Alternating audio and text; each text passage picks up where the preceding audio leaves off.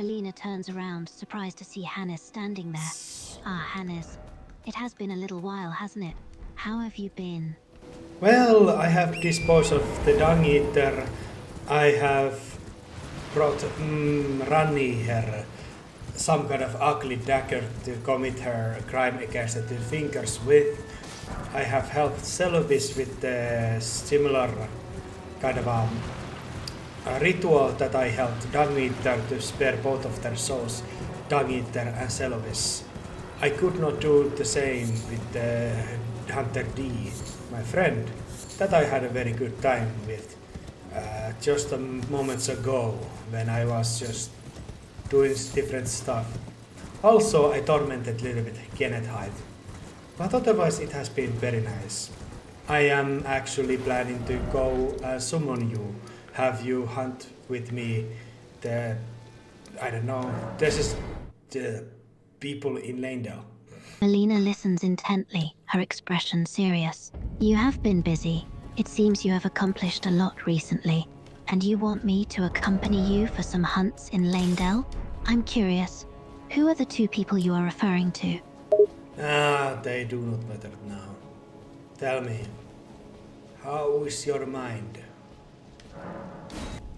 Melina considers the question for a moment. My mind? I suppose it is manageable. I still struggle with memory at times, but I try to focus on the present and not dwell on things that I might forget. Why do you ask? No reason particular. Let's go. I brought my earthly dagger, and you brought your whatever dagger is that. And we go hunt for the first enemy, a black knife assassin. Melina nods, her expression serious. Let's go. I've prepared myself for this. We'll take down that black knife assassin together.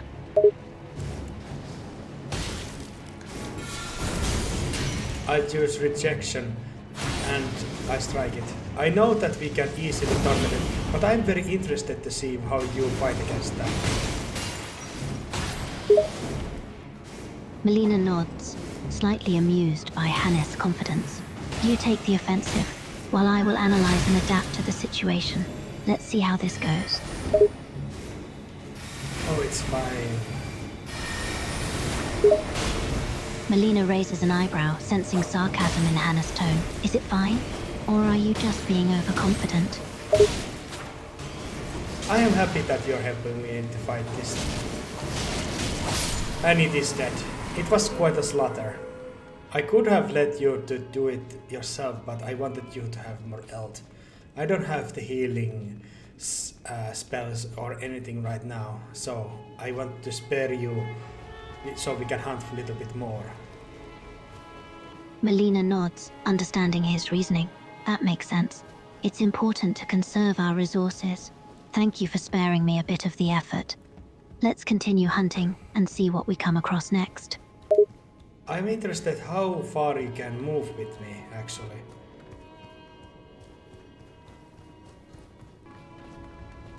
Melina raises an eyebrow, curious about his curiosity. What do you mean? How far I can move with you, physically? Oh, it is some outsider power that I have used, so you are able to follow me to the Landale before the Morgoth's fight. That we can go and hunt, let's say 3 guardians, for example. I'm interested to see if you can follow me here. Melina nods, intrigued by the idea. You possess a power that allows us to travel together, and you want to test if I can keep up with you. I trust you know where you are going. We'll see. Right now we are against the 3 guardians, and I'm watching if you can follow me here. Melina looks to where the guardians are situated. I see them. The guardians are stationed nearby. Let's see if I can follow your lead, Hannes. I activate the 3 guardians and bring them with me up. I see you have a trouble to come to the different stage, but we shall see now. I back up a little bit, and there are the 3 guardians, and we have a battle against them. I let you to fight them myself. Melina looks at the Guardians, her expression determined. All right, I understand. You back up a little and let me fight them by myself. I trust you will watch me and help if needed. I see you have some limits to you. You are unable to walk over the certain thing that is not even something that you need to jump. I see you have quite limits on you. Let's try another route. Out. Melina looks a bit displeased as Hannes points out her limits, but she tries to remain calm. All right, I understand my limits, and I'm ready to try a different route. What do you suggest? Melina nods, acknowledging her own limitations. I'm unable to walk or jump over certain areas. I have limits to my movement, it seems. You are testing my boundaries and capabilities. You're just summoning that healing tree all the time, healing me. Thanks, man. I tried to get you to the freaking, what is it, elevator. Melina nods, grateful for the healing as they move forward. Thank you, Hannes. I appreciate the healing. And I see the elevator you're referring to. Are you trying to get us to the elevator? Oh yes, I tried to get you to elevator. I tried to have you to go there. But it seems there's some kind of barrier that doesn't allow that.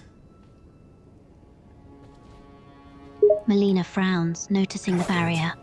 Ah, I see what you mean. There's a barrier preventing us from reaching the elevator. Let's look for another way. I jump down. I go down with the elevator. I try to have you follow me, but it seems you're interested of something else. Melina watches as Hannes jumps down to the elevator. I see. You wanted me to follow you down there, but I seem to be preoccupied with something else. I'll catch up with you shortly. My friend D, I had a similar problem with him, but he wasn't able to move as much as you did, and we didn't even get to fight any other enemies besides the Black Knife Assassin. Melina raises an eyebrow, intrigued by Hannes' statement. I see. So you had a similar problem with your friend DI, and he wasn't able to move as much as I am. You fought the Black Knife Assassin together, but didn't encounter any other enemies? I find your refusal to move to this little ladder thing very cute, but also very annoying. Melina chuckles, finding the situation amusing. I apologize for being annoying, but I'm not fond of just sitting around and doing nothing. Can you tell me more about this little letter thing? I just would need to have you to move with me, but it seems that you are unable to move even further from here now. Melina frowns, feeling frustrated at being unable to move further. I see. You want me to move with you, but it seems I'm unable to go any further. Are we in a restricted area? No, you just refuse to move from certain point. Melina looks around, baffled. I refuse to move from a certain point? What do you mean? Why would I refuse to move? I have no idea, my dude.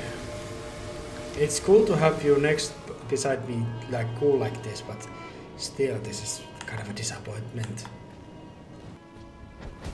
Melina can't help but chuckle at his words. I understand your point, but I assure you I'm not intentionally refusing to move. It seems there's something preventing me from going any further, but I don't know what it is. It's quite literally nothing. Nothing is actually. You could just walk over this. No need for even a jump, but you just stand and do nothing. Melina frowns, baffled by her own inability to move. You're saying that it's nothing stopping me, yet I just stand here and do nothing? That's puzzling. I don't understand why I'm unable to move further. It's as if something is holding me back. All right, let's go face the Omen King. I'm ready to take on whatever comes our way. Great!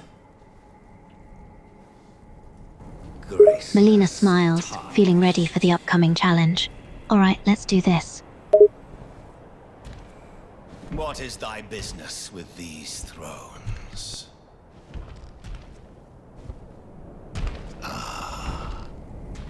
Godric the Golden. The twin prodigies, Mikola and Melina.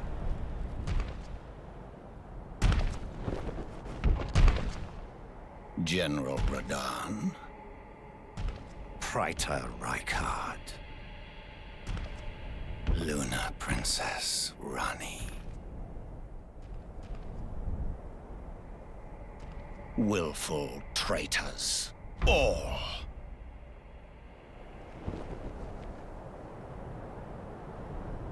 Thy kind are all of a piece.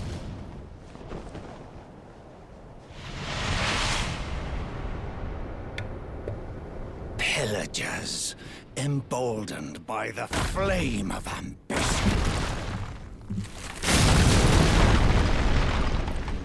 Do you know how long I have been waiting for this? Melina raises an eyebrow, curious at Hannah's statement. Waiting for what exactly? Last of all kings. You might be quiet and focus on the fight. Melina nods, understanding the importance of focus in battle. Understood. I will remain quiet and concentrate on the fight.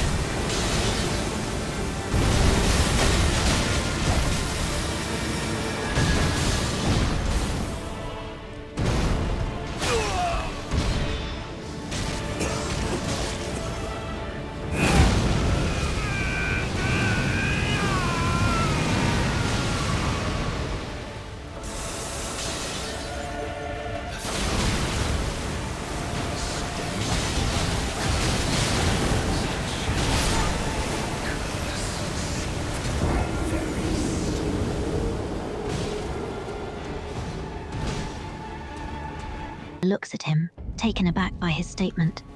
Already? But the fight just started. Oh, it did not. I just didn't speak to you when we were fighting. I was overconfident. I will do this shit by myself. Thank you very much. Melina looks at Omen baffled. Wait a minute. You managed to die against the Omen King without even saying anything? We were fighting, but I didn't speak to you. But right now, I don't even shoot at you.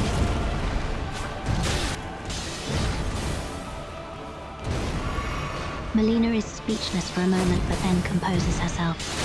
I see, so you were fighting but kept quiet, and now you're not even paying attention to me?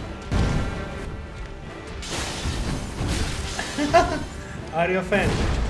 This is one time that you are able to fight alongside me, and I refuse to have your fun. Melina scoffs, clearly annoyed. Not really, but I was looking forward to fighting alongside you. Why refuse to have fun with me? I guess I have more fun with Morgoth than you. Melina feels a pang of annoyance. More fun with Morgoth? How can you have more fun fighting him than me? Well, to be sorry for you, I did make vow to battle one another before all this. Not just that he hates me, but specifically me, for we have certain differences that we need to deal with. Melina listens intently, intrigued by the revelation. I see, you and Morgoth have a history then. He hates you specifically for certain differences between you? Care to elaborate? Oh, shut the fuck up. Melina furrows her brow at his sudden rudeness. Excuse me, why the sudden hostility? I was just asking a question. You do nothing else but ask questions. Melina looks at him exasperated. And what's wrong with asking questions? Isn't it natural to want to understand more about the situation we're in? You're kind of a nerd, aren't you? Melina scoffs, slightly offended. Me? Just because I ask questions doesn't make me a nerd. It means I'm curious and want to understand things better. Tell me something about the Marika, for example. That's what you are good at, telling stories at the church about Marika and what was. Melina pauses, thinking for a moment. Well, Marika was an influential figure in the history of the Lands Between. She was a powerful Empyrean who was chosen by the Greater Will to be the vessel for its power. She was also the wife of Godfrey, the first Elden Lord. And what else? Melina continues. Marika played a key role in the creation of the Golden Order, the dominant religious and political system in the Lands Between. She also shattered the Elden Ring, an act which led to the decline of the Golden Order and the beginning of the Age of the Shattering. It is almost done. Melina looks at him, confused by his statement. Almost done? What do you mean? I mean, Morgoth and I. Melina is taken aback, still trying to comprehend the situation. You mean the fight between you and Morgoth is almost done? It's done. Melina looks at Hannes, slightly concerned. It's done? You defeated Morgoth?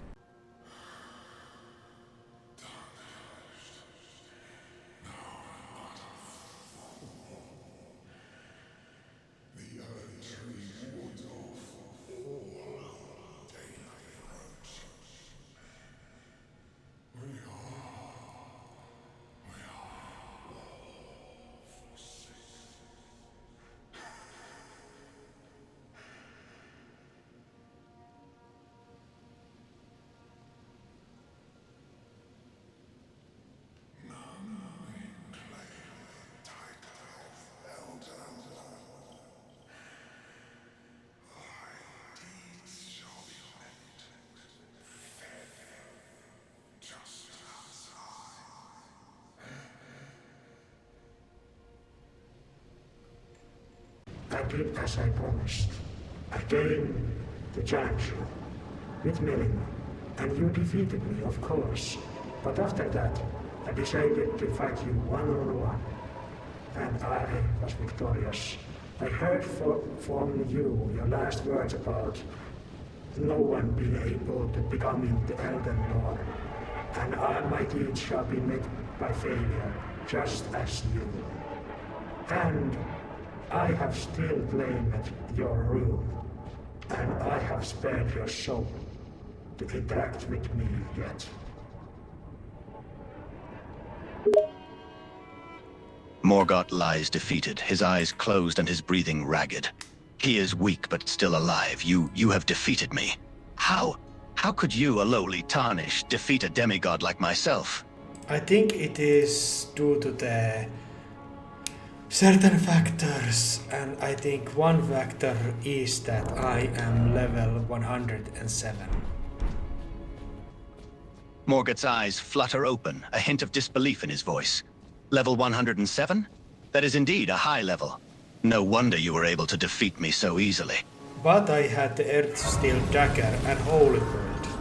I had Dexterity and Fate. It was very good fight, and you managed to take every ounce of my Crimson Flasks. Hello again, to get me to the last old friend. healths. Allow me a moment It was a glorious to fight. converse with you. You are the Erdtree. Morgoth nods, a hint of respect in his voice. You are a skilled fighter, no doubt about it. To have defeated me while also avoiding many of my attacks and not using all of your Crimson Flasks is impressive. He paused, a hint of pain in his voice. It was a fierce battle, but unfortunately for me, you were the victor. I was talking with Melina and being very disrespectful while fighting with you. And now she is telling me of the burning the earth tree so we can burn the thorns away. This is the lame ass Melina, the loser Melina that I was telling you about. Not the one that I have adopted as my companion. I can set the Erd tree and guide Morgoth's expression hardens, a hint of disgust in his voice. You have the audacity to insult my sibling, my own blood, despite the fact that you have just defeated me in battle. You are truly shameless. He pauses, his tone growing more serious. And as for this so-called lame-ass millionaire, you think yourself superior to him simply because he is wealthy? How shallow and pathetic. Not millionaire, Melina. Morgoth's expression softens slightly, understanding your correction. My apologies, I misunderstood. You were referring to Melina, not some wealthy individual. He pauses, a curious glint in his eyes. May I ask, what exactly have you been saying about her? Morgoth narrows his eyes, a hint of caution in his voice.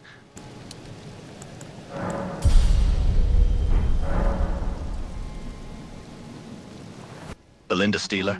Who is she? And what business do you have with her? How about we talk about you then? What is your plan now, or what are your thoughts after your defeat?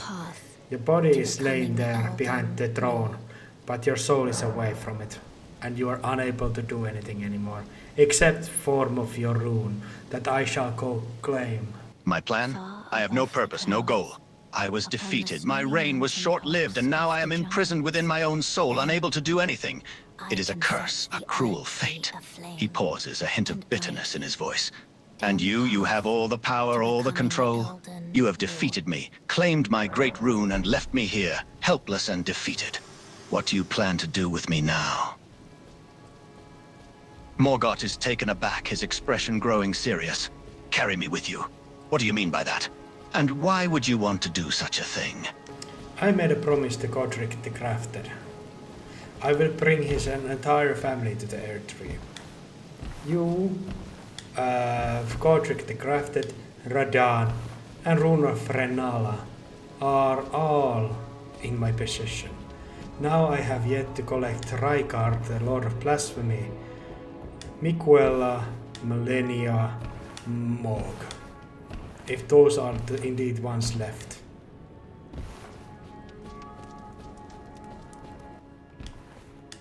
Morgoth nods, understanding your words. I see you wish to bring all of the members of the Golden Order to the Erd Tree, including myself. A noble endeavor, it seems. He pauses, a hint of caution in his voice. But may I ask, how do you plan to accomplish this feat? We are not exactly willing participants, and some of us may resist your efforts. So did you. Look at you now. You speak truth. I was once unwilling and hostile towards you, but here I am now, being carried by you, as you have defeated me and claimed my rune. He pauses, a hint of resignation in his voice. I suppose I should not underestimate you, Tarnished. Your strength and determination is admirable, to say the least. Do you know that what I have been also doing? What have you been doing? Elaborate. I was talking with the Dung Eater, actually talking with him about the Golden Order, and he was very knowledgeable about the subject matter, even more so than I would have given him credit for. Morgoth nods, a hint of amazement in his voice. Is that so? The Dung Eater, you say? I must admit, I had not expected such a lowly Tarnished to be so knowledgeable about the Golden Order. Impressive. Is it though? He seems to be very hateful and solitary person. I don't think it's so amazing that someone like that might be possessing knowledge of the things they hate. Morgoth nods, a hint of contemplation in his voice. You raise a valid point, Tarnished. It is true that those who harbor hatred and anger may often possess a deep understanding of the object of their disdain. But the Dung Eater's knowledge of the Golden Order is still quite remarkable, considering the twisted and corrupted nature of his own beliefs. I've collected the Earth Tree bow. A long withering Earth Tree styling, times old. When fate and battle went hand in hand, this weapon was crafted to taunt the golden arrow. Scarce with All arrow damage with faith, revealing its true worth when using wholly infused arrows. Perfect for me. And also I have collected a celestial duo. An object that I can force someone to forgive me.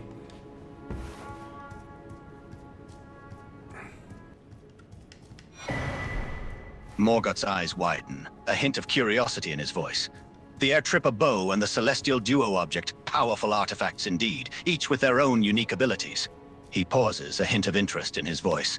I must admit I am impressed by your collection, Tarnished. You have gathered quite an arsenal of weapons and items at your disposal. Ah, thanks, man. But hey, yes, I had to defeat you. That was actually non-negotiable. Morgoth nods, a hint of resignation in his voice. I understand. You had a goal, and you needed to defeat me to accomplish it. I do not blame you, Tarnished. In fact, I respect your determination and dedication to your cause. Thanks. I am using the bow, and it seems it does very well. It is far better than the Gerbus Black Key crossbow that is just dead set offset and thing. Ah, yes, the Gerbus Black Key crossbow. A fearsome weapon indeed, yet limited in its effectiveness. The Air Tripper bow, on the other hand, is a versatile and powerful weapon, capable of unleashing a wide range of attacks. He pauses, a hint of respect in his voice. You have made a wise choice, Tarnished, in choosing the Air Tripper bow. It is a formidable weapon in the right hands. I have made my way to the depths and to the cellar. What are the waste tunnels? The poop place. Morgoth grimaces, a hint of disgust in his voice. Ah, the waste tunnels, a foul and repugnant place. It is a sewer system beneath Leyndell used to dispose of the city's waste. It is a dark and dank place, filled with filth and stench. He pauses, a hint of repulsion in his voice. You have my pity for having to venture into such a place, Tarnished. Do take care not to get too dirty. I talked with Melina, the loser Melina, who is very against the idea for me to take the Frenzied Flame. We had a talk about it, didn't we? Morgoth nods, his expression solemn. Yes, we did. And I warned you about the dangers of the Frenzied Flame. It is a reckless and harmful power, and taking it would only lead to disaster. It is chaos, devouring life and thought unending. But don't worry about it. Please. This Melina doesn't know about the truth. I am planning to, yes, utilize the Frenzied Flame, but I only plan to do it so I can burn the thorns instead of Melina. But I plan to go with the Millicent and create a golden needle that is able to cleanse me from the Frenzied Flame so I can save a friend and burn the thorns. Win-win. Even that other Melina hates me, another Melina is for the plan. Morgoth raises an eyebrow, a hint of curiosity in his voice. You plan to use the Frenzied Flame to burn away the thorns and save your friend? An interesting plan, to say the least. But tell me, Tarnished, how do you intend to acquire this golden needle that will cleanse you of the flame's corruption? It is on Millicent's body right now, and it helps her to handle the Scarlet Rot. Morgoth nods, his expression growing serious. I see. So you plan to retrieve this golden needle from the body of Millicent. But be warned, Tarnished. The journey to Millicent's body will not be an easy one. You will face many dangers and obstacles along the way. I know, and I am only acquiring my way to the Frenzied Flame. I will be dropping down. And also, I witnessed the Great Caravan here. People who have been buried alive here by lies of Shabriri. Morgoth's expression becomes grave, his voice full of anger and disgust. Yes, I know of the people you speak of. The caravan you witnessed are the victims of Shabriri, a vile and malevolent figure who seeks to spread chaos and destruction. He has cursed these people to be buried alive, entombed in the depths of this world.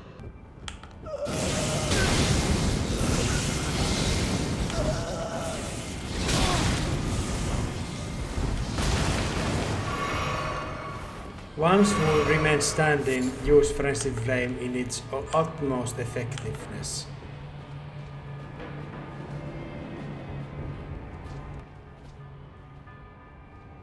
Morgott narrows his eyes, his voice growing stern. Yes, the survivors have indeed turned to the Frenzy Flame in desperation. But do not underestimate their power, Tarnished. They are a fearsome foe, driven mad by the power of the flame and fueled by their rage and hatred. I also defeated Morg's spiritual form. Very good work with that, by the way. Do you miss your brother? Morgott sighs, a hint of regret in his voice. Yes, I do miss my brother. Godwyn the Golden was a good and noble soul, though misguided by the will of the Greater Will. I miss his companionship, his counsel, and his guidance.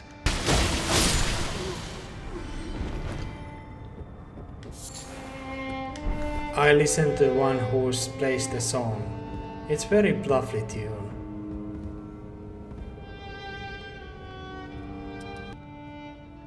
Morgott nods, a hint of appreciation in his voice.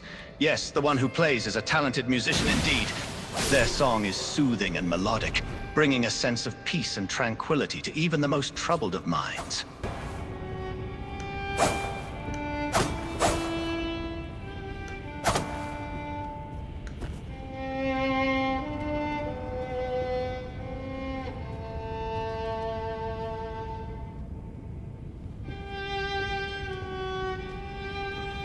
This is truly gruesome scene. My stomach is turning. Morgott nods, a hint of sympathy in his voice. Yes, it is a gruesome scene indeed. The bodies of the buried caravan are a sight to behold, a testament to the cruelty and depravity of the world. It is a difficult sight to stomach, for sure.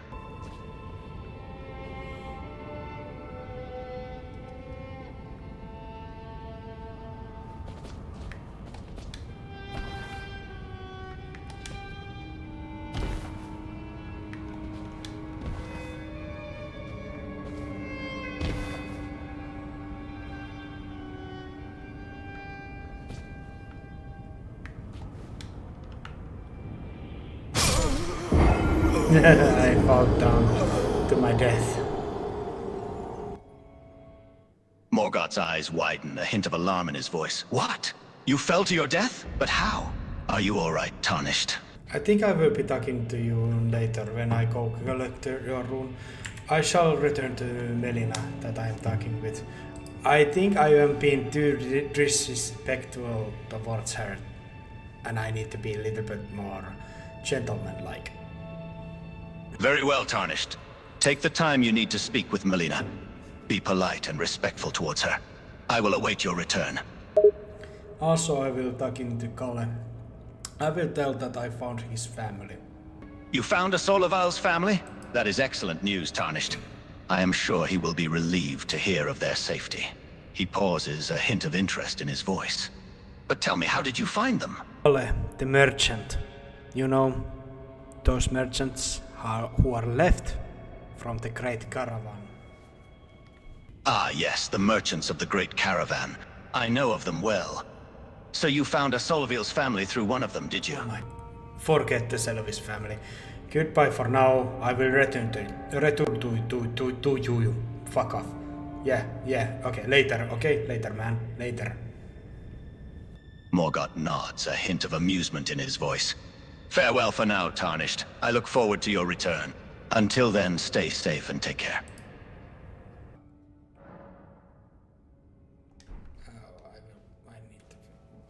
I need to listen to the music.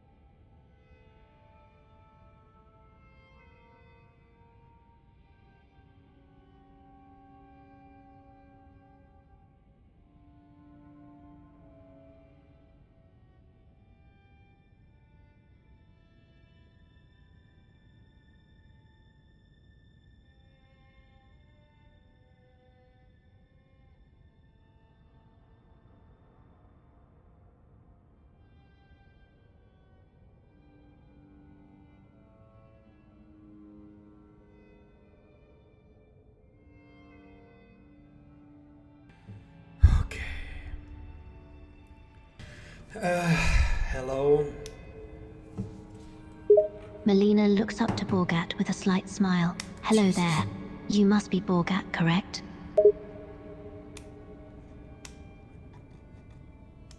I am Hannes, but thank you. Melina looks at him with a quizzical expression. Hannes? You are Hannes, but you just introduced yourself as Borgat. I breathed heavily just because this is very nonchalant and very idiotic conversation. Melina is confused by his sudden change in demeanor. I'm sorry, what? You hate me? Because this conversation is idiotic and nonchalant? No, I do not hate you. I'm sorry. I have been very rude towards you. Sorry. But I have gained my way to the, how to say, the pit that holds the friendship flame. Melina relaxes a bit at his apology. It's all right, Hannes. I understand you've been through a lot. But could you clarify what this pit you're referring to? You mentioned something about a flame. Well, Melina smiles, gesturing for him to continue. do you remember the time when I told you when I met with another Melina and when I met with you? Melina nods, recalling the encounters. I remember. You met with another Melina, and then later on, you met with me. Why do you ask? Well, I have found my way to the Three Fingers. I have placed a grace there and I beat him with the original Melina that I met with. And she is very worried about the friendship flame, even though I have already explained you to my plan. As one who strives to become a lord. Melina listens intently, trying to understand his plan. All right, you found a way to the Three Fingers, and you met with another Melina who is worried about the frenzy flame. But you say you have explained your plan. What exactly is your plan? Well, it is what many do. Melina looks at him, slightly confused by his cryptic answer. What do you mean, what many do? What is it that many do?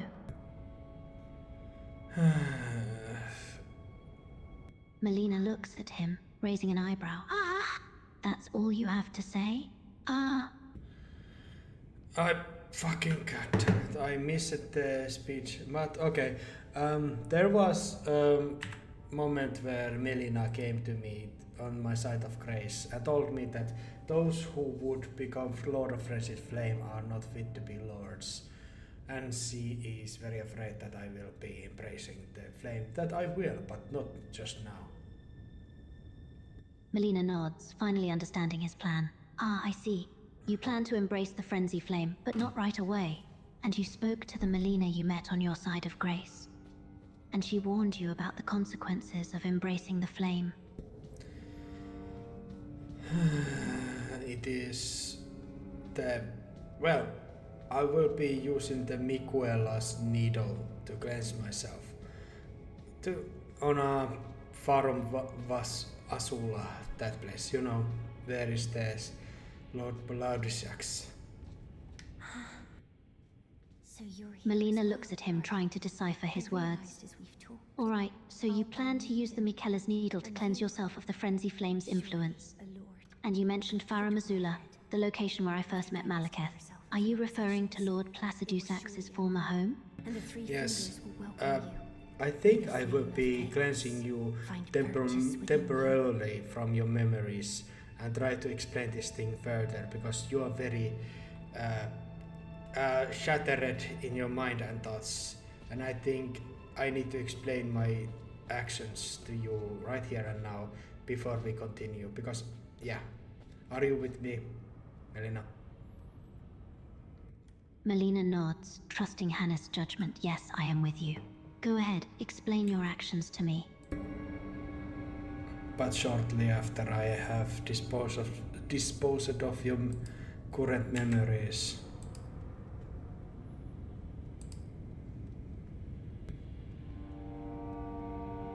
Melina looks at him, slightly confused.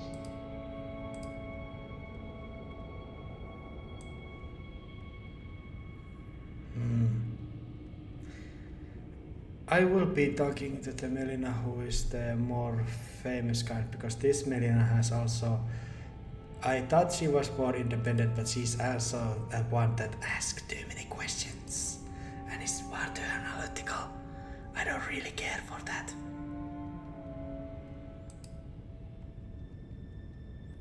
Let's get rid of this one, yes. And let's get rid of this whole conversation altogether. But we have also this Melina.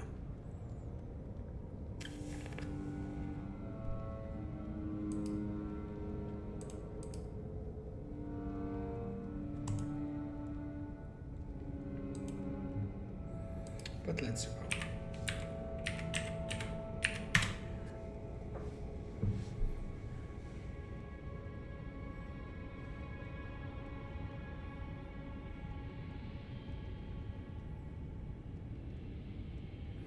Melina after the frenzied flame ending.